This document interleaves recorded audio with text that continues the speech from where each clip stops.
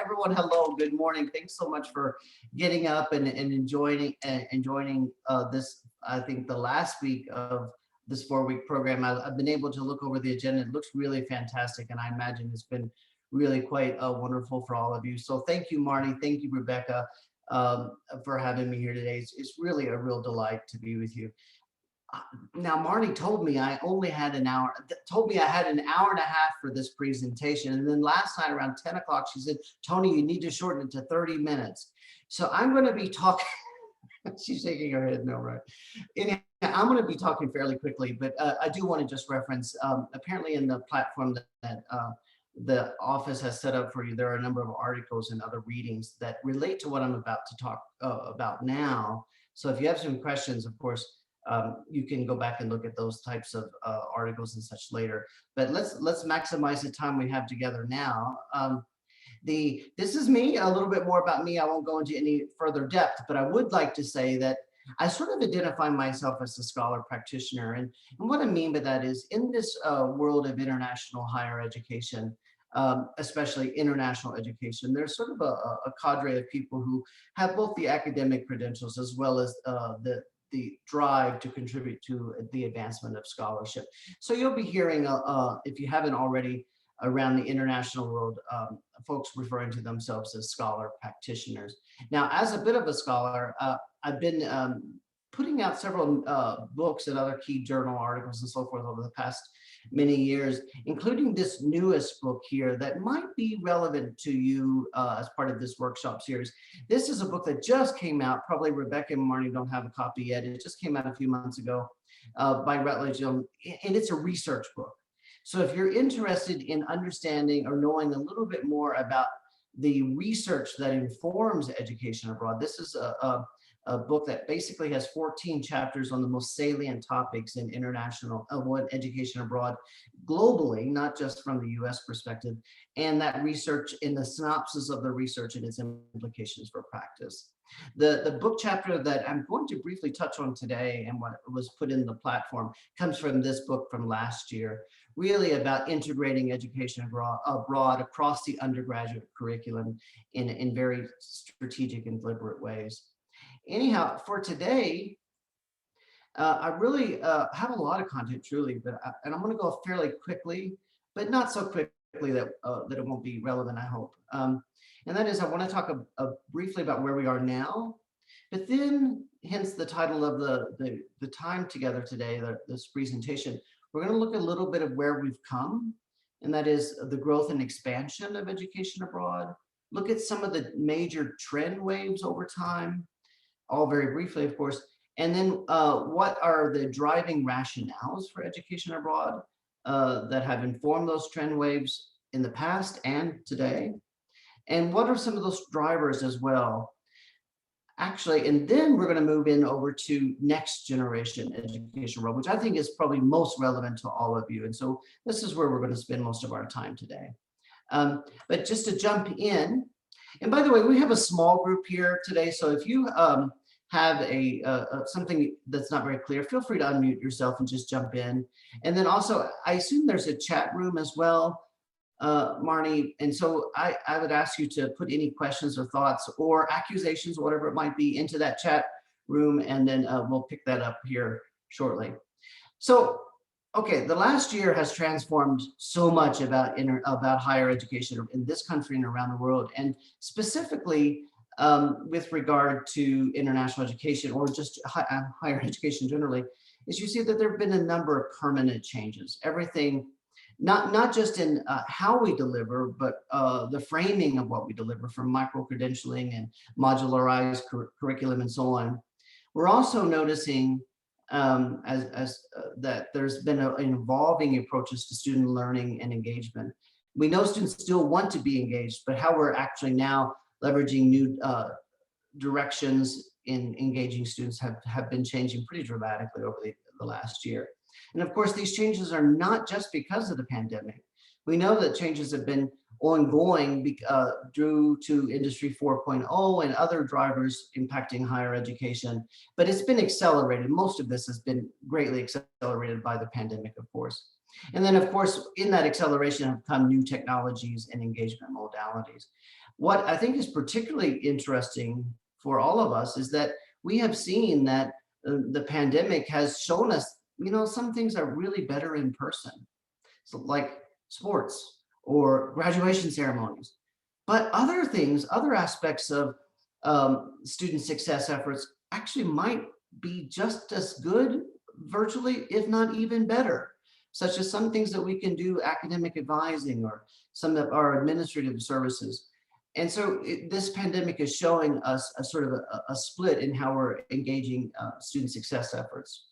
Now, for the past many years, we have spoken pretty, the literature and so forth, we focused primarily on academic integration and social integration as being the two driving factors to impact student success. In other words, to retention and persistence to graduation. I would probably argue that now, in addition to academic integration and social integration, it's also now we're seeing more virtual integration, how we're engaging our students in virtual teams, multicultural teams, and so on, all of which is leading to what I like to call a sort of a next generation of higher ed or next generation learning, where we're seeing new types of credentials, new ways of delivering education, new students, new lifelong learners coming into the mix. So there's a lot of change right now, and that's really impacting the world of education abroad. As you most undoubtedly have seen this graph many times already in this workshop series, showing that education abroad has been growing pretty dramatically over the last several decades. But that said, if you look here, that we're roughly at around 350,000 students before the pandemic. Now, of course, we have several million students in higher education in this country. So by total percentage, it's not really great, but the growth line is pretty impressive. Now, let's go back and look at where we've come. This here is a very brief sort of snapshot of what I call the major trend waves of education abroad in this country. It's interesting to think that education abroad, as we know it now, as we understand it, has been really around since the 1920s. I mean, some of you are probably familiar with the University of Delaware having primarily kickstarted education abroad in this country. Some people might say it was Indiana University, but primarily it was University of Delaware. And as you can see, Delaware operated sort of like an education abroad provider. If you look closely, you'll see the pennants here, like say from Syracuse or Colgate or Boston University and Dartmouth and so on. They were operating as a provider in some ways. But that type of small group programming, in fact, it was cohort programming like what most of you are doing now. That was in the 1920s. However, it wasn't until really after World War II when we started seeing a real growth spurt in the formation of education abroad, from our professional associations to national consortia. Rebecca, shake your head. Do you guys work with IES or CIEE? So yeah, those are some of the two earliest consortia that we have in education abroad that are still existing today. And then over probably the 80s and 90s, we started seeing rapid development, but still at that time, it was the junior year abroad for most people. Go abroad to France, put on a beret, smoke a cigarette. That was what people were doing at that point. However, in the early 1990s, we started seeing more of a student services focus. It was only 1993 before we ever even mentioned the word diversity or underrepresentation in education abroad community. And then we started seeing a driver there of being intercultural communication. Other aspects were developing. We also at that time in the early 90s started asking for the very first time, are students learning anything? And then probably at the turn of the century, we started seeing a real push towards standards and compliance. And then that was the establishment of the Forum on Education Abroad. We started seeing our code of ethics, standards of good practice, professional competencies.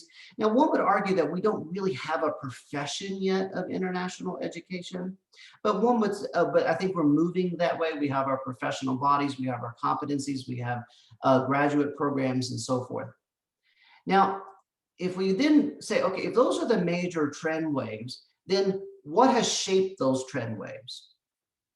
So here's your time now to open up that chat box. Unfortunately, I can't see it, but open up your chat box and answer this question.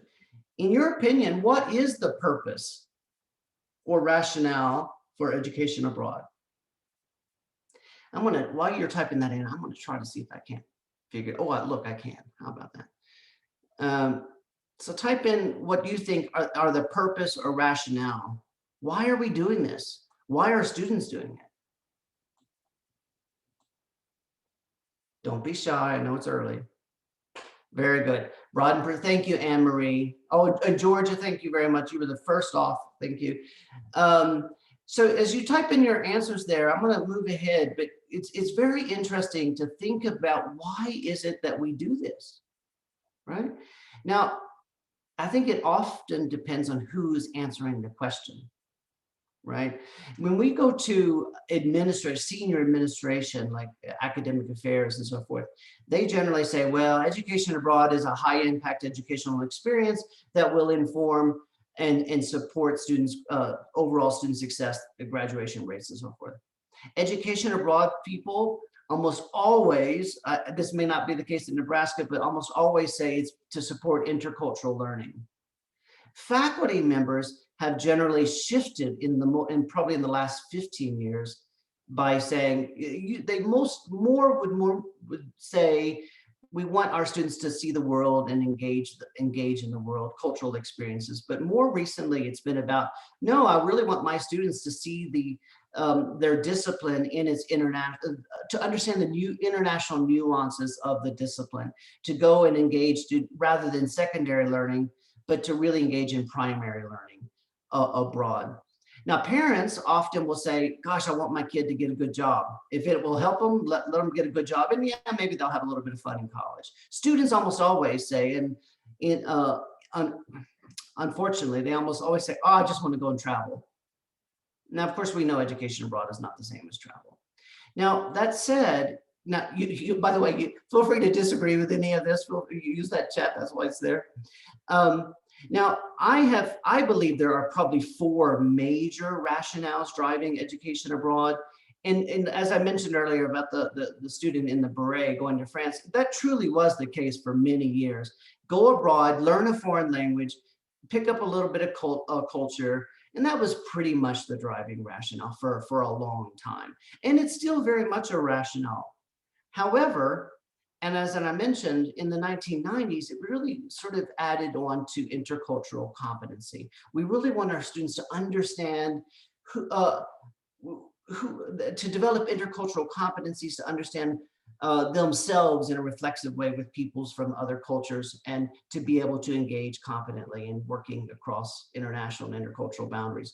However, as we've noticed since the early 1990s, people like me have always been saying, oh, if the faculty would just get on board. Well, as shown in today, the faculty are on board. And so now what we're seeing is more and more faculty are interested in developing programs that are surrounding around 1 or 2 courses of a discipline-specific nature. And so that's why I see as this more driving rationale by the faculty on academic engagement. Now, that said, we're also seeing on mostly US campuses where there are a lot of other people engaged in international learning, like Career Center and Student Affairs, where they're taking students on mission trips and these other types of alternative spring breaks and so forth, offering internships or service learning types of programs. So all 4 of these rationales still exist. Now, I will probably just foreshadow, if you're interested, later on, I'll send this to Rebecca and to Marnie. On April the 8th, I am moderating a debate on the continued relevance of intercultural competency as a driving rationale for education abroad. Milton Bennett will debate Mark Salisbury. It's totally free and fun. And Milton Bennett is sort of the father of education abroad with vis-a-vis intercultural communication. So it will be a good opportunity, I think. If nothing else, it'd be a good laugh. Now, all of these 4 rationales are driven by this need for student career development. Now, it's very important that we want our students to graduate and do well in their careers as lifelong learners, as engaged citizens. Now, in moving along very quickly, we're also seeing a number of driving rationales, drivers shaping education abroad. Now, I'll be very fast here, but generally in higher education, especially in colleges of education, we know we often talk about political, economic, cultural, and social, as well as academic drivers shaping higher education. But specifically to international education, we're seeing and have seen a lot of political drivers. For example, back in the Sputnik crisis, we saw a demand, a need driven by the government to have our students study critical needs languages. And that persists today on the Boren Scholarship and other forms of government driving or political drivers shaping how we do programming. And back under the Clinton administration, we saw the 100,000 strong initiative for China. It's amazing how quickly that changed, right? And then the economic drivers as well. Students are saying, yeah, I want to go abroad if it's going to help me get a job, because employers are telling me they look favorably at students who have international experience. But also we say, we often think that if students go abroad and they learn new skills and new knowledge and they bring that back home, and it will support our collective good as a country, right? And then we see a lot of the cultural and social drivers. How often do we talk about graduating global citizens, even though we don't always articulate what that means? Or community engaged learning. Now, as a public land grant university like yours, you're probably often talking about community engaged learning. That's also been a driver for education abroad. And then finally, academic drivers as well. And that is everything from saying, okay, if students study abroad as an educational high impact practice, and if it does in fact support their student success, helps them to not only graduate, but also to be higher performing students, let's do it. So I can go in great depth of this, but again, in interest of time, I would refer you back to that chapter that Marnie has shared. Now, I wonder, this could be for something we could discuss later, and that is about public health. Is that going to be a new driver about how we engage, whether or not we engage students in international learning, how we engage students, how that will shape the programs that they are on, and so forth? I think this is going to be very interesting to see as we go forward. Now, I'm at the halfway point, which is perfect, because now if that's where we've been, let's slow down and talk about where we're headed. So a couple more questions for our thoughts here, and that is, what are those major questions driving education abroad today? And do we need a new definition for what we even consider education abroad to be? And now I believe Rebecca and Marty shared with you a little essay I wrote a few weeks ago trying to address this question. So I'm going to frame a little bit around that second question. Feel free to, again, to add any comments, if you will, into the chat bar. So some of the questions that are driving education abroad today, in my opinion, are not actually all that new. Again, I think the pandemic has accelerated changes in higher education, specifically international education. But the questions were there before, and that is, how do we better articulate the value of education abroad? There have been many essays, some I've written, about the value proposition of education abroad and why that matters to donors, for example. Our job, your job, is not to take students abroad. I've been working in education abroad for a long time. My job has never been to send students abroad. Our job is to use education abroad as a methodology to support their international learning and engagement. Education abroad is nothing more than a methodology. So how do we articulate that value? Also, there's been a huge and shifting emphasis in moving away from where do I want to go to what should I study? If you notice in the trends, and I'm sure that some of the previous speakers have mentioned, most of our students who are study abroad in Western Europe. And that might be fine if that's where they should study in their discipline. But if you've been to Barcelona, it's a great city, right? why would you study in Barcelona if what you really need to study is happening in Tokyo, right? And so we're trying to shift the destination focused language from where do you want to go to what you want to study. And then finally, diversification.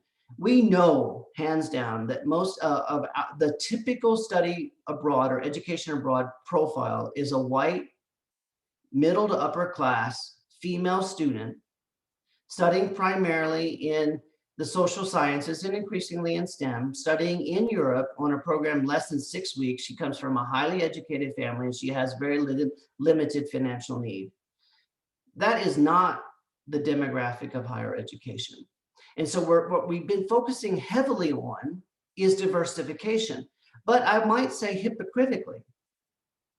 And what I mean by that is if you look since the 1990s, our profile of a student who studies abroad hasn't changed. Yeah, you see little fluctuations of 1 or 2% here and there, but it really hasn't changed. Fortunately, now that we're in this new era of international education, I think we have a real opportunity to drive change here. I'll come back to that. Now, what is relatively new is this increasing mainstreaming of new technologies to enhance education abroad, and then expanding modalities. For example, now we're all hearing about COIL or virtual exchange types of programs. And that's all very good and fine, but they've been around since the early 1990s. This is not new, but what is new is that they're becoming more mainstream accepted. There's no putting the genie back in the bottle, so to speak. Now, the article that I see Rebecca put into the chat and what I referred to a moment ago is, this is a new day and one that makes me very excited in the sense that we now have imagine this bar here as a continuum of international learning and engagement. It's not a continuum of comprehensive internationalization, that's different, but an international learning engagement, how we engage our students. Now, up since the 1920s, we have primarily focused on the student as the primary unit, moving abroad, physical mobility. And what we've done is said, okay, we're offering education abroad for the students who have the financial resources or the energy or the support or however it might be to be able to opt in to participate. So what we've been doing is up until for forever is saying, we are going to add education abroad as a high impact practice, as an opportunity for students to avail themselves of. We know at a school like Nebraska, less than 14% of students are going to study abroad or maximize this opportunity. It may be higher, I'm not sure, but that's the national average at a school like yours. However, now with the continuum of learning and engagement, I think we're seeing new ways of thinking. And the second here is what I call, these might not be the best terms, but for now I'm calling them access education. And that is saying, okay, well, now we can actually leverage virtual and mobility-based programming together to create greater access. Now, I want to be very clear. This is not meant to say, well, if you can't do this, here's the next best option. That's not at all the point. The point here, and goodness knows what we don't want to do is create a system of haves and have-nots, but rather to say, if for certain programs, it actually might be just viable or even better to do it in this modality. And then the third category is what we call integrated education. And that is what I refer to as sort of maximizing equity by integrating international learning and engagement into the very fabric of the courses and of the life of the campus. And what I mean by that is when a student registers for a course, by simply registering, now they're engaging. And this is where COIL and other types of programs come into play. They're not opting in, they're just registering for a course like they normally would, but that course is engaging them in virtual ways with their peers around the world or content around the world. So all of which is to say, we have now at our disposal 3 buckets. if not more. We can focus on mobility-based education, and we should. I don't think that we're ever going to go back to the way that things were. We should focus on mobility education. There are many reasons why students should go abroad and live and learn alongside peoples of the world, right? We know that. But there are also many ways that we should leverage, and new ways that we should leverage technology to expand the total volume, the total range and diversity of our students to engage in international learning.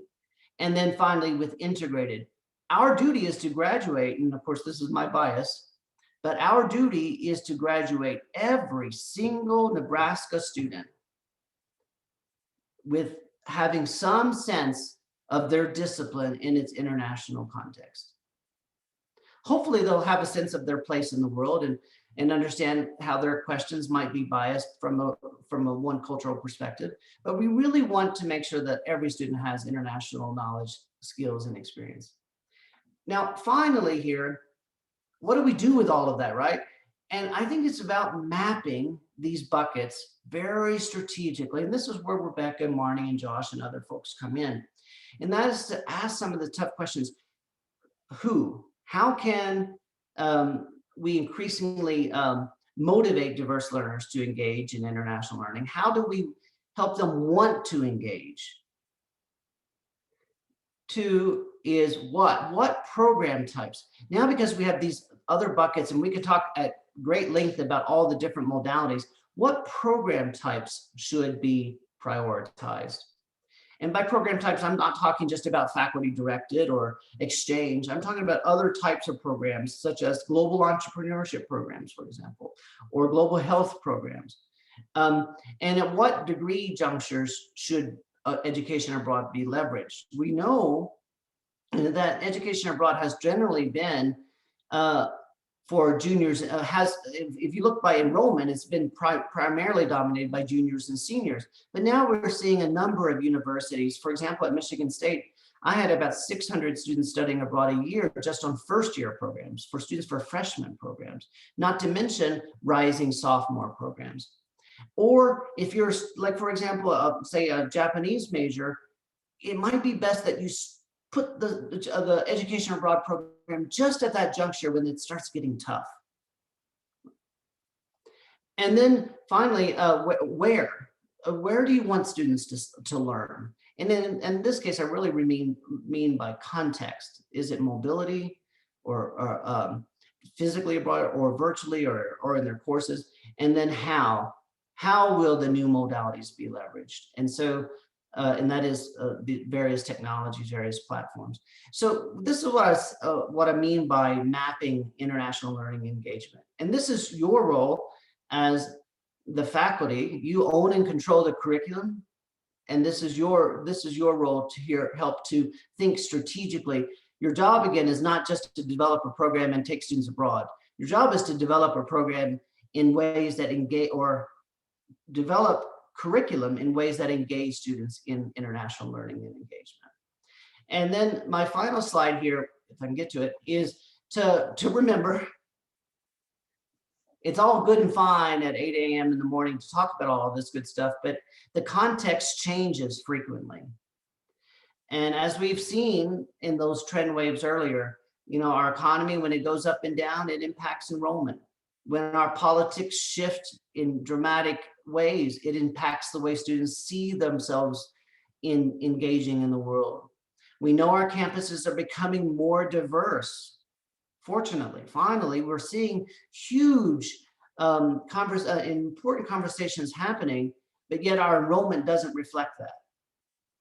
We know that the push factors there are new push factors, the factors that push students to study abroad, or factors that pull students to particular places. And then the campus culture, as well as the leveraging of ed tech and other forms of technology. All of these contextual factors change frequently, and it impacts our enrollment. And that's why we need people like Rebecca and Marnie and Josh and their teams to be able to help forecast and to navigate these contextual factors. Now, with that and without a breath, let me just stop and ask you folks to tell me where I got it wrong. Feel free to unmute yourself.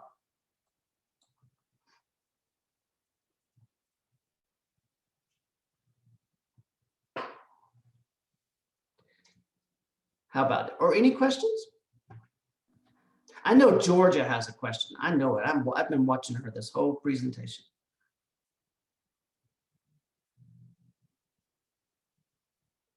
I have no idea where you're at, Georgia. It looks like you're at a football stadium. No, that's in Greece actually, but Okay. I'm not there. But I'm in my office. But no, I guess the question I did have, and it maybe is outside the realm of this discussion, was that it seems minority and marginalized and maybe first gen students don't do international trips. I guess what are some efforts nationwide to get that group of students to do an international trip?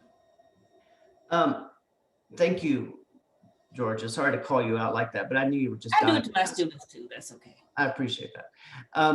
Well, I think your question is very layered and it's a big question. There are a lot of organizations and good people working on supporting underrepresentation. Now, I was just say, there's diversity and then there's also underrepresentation. And what I mean by that is, if you look at the profile of Nebraska participants in education abroad, you're going to find underrepresented populations. Mm-hmm.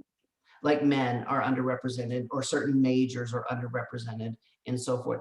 I have always thought of developing specific strategies and approaches to target underrepresentation. So when I was at the University of Kentucky, I looked at every single possibility, from first generation students to Pell eligible students, and you name it, all down the list.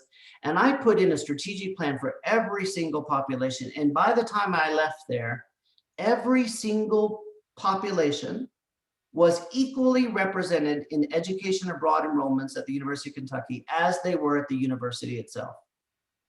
I was very proud of that.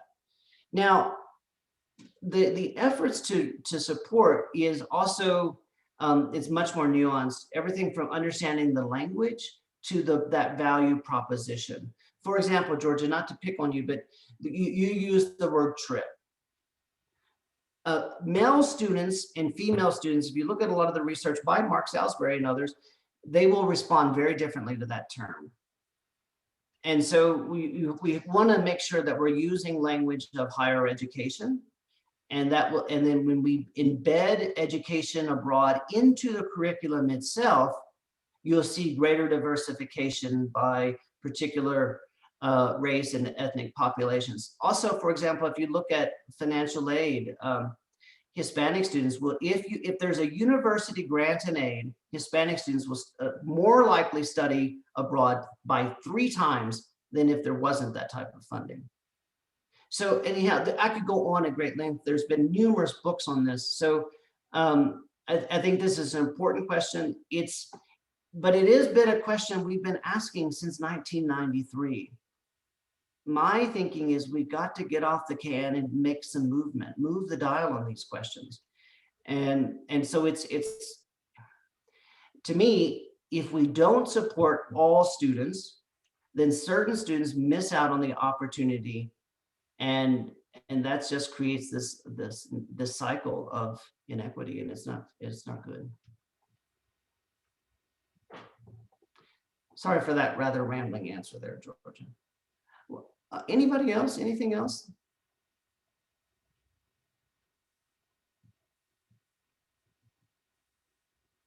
I do have another question. Yeah. Is there a minimum, when you're talking about study abroad, is there a minimum length of time a student needs to study abroad for us to see a benefit? Well, I think it will also depend on what type of program. We used to consider duration as a driving issue. It's not duration that matters. It's the intention of the program. Now, if you were studying, say, Chinese, and you were going away for 10 days, and your goal is to have the student become fluent, that duration matters. That's not going to work. But if your job is if they really are just going to China to investigate a specific aspect of mining technology, 10 days may be plenty. And so I think it really all depends on what the goals are. Now, that said, back to the University of Kentucky years ago, I worked with every single academic department, and I took their undergraduate curriculum degree plan, with the 4 years, 2 semesters, summers and all. And where they tell students the suggested types of courses that you should take on your degree plan. I integrated education abroad in tandem with the department. I always would go to the department and say, do you want your students to study abroad? If yes, then what do you want them to take? And then when do you want them to take these courses? And so by the time I left, every single degree plan at the University of Kentucky had education abroad written into it. And so in a sense, they've answered the question, not just by when, but what and how. Again, that mapping that learning environment. And it really worked.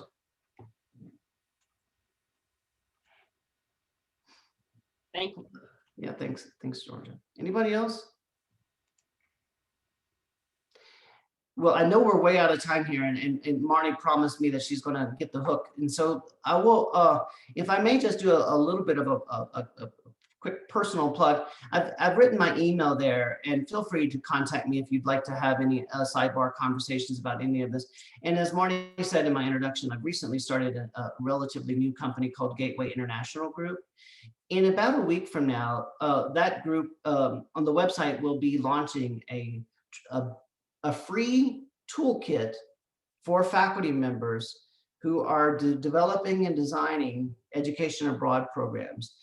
And basically you can search based on what your goals are for the program.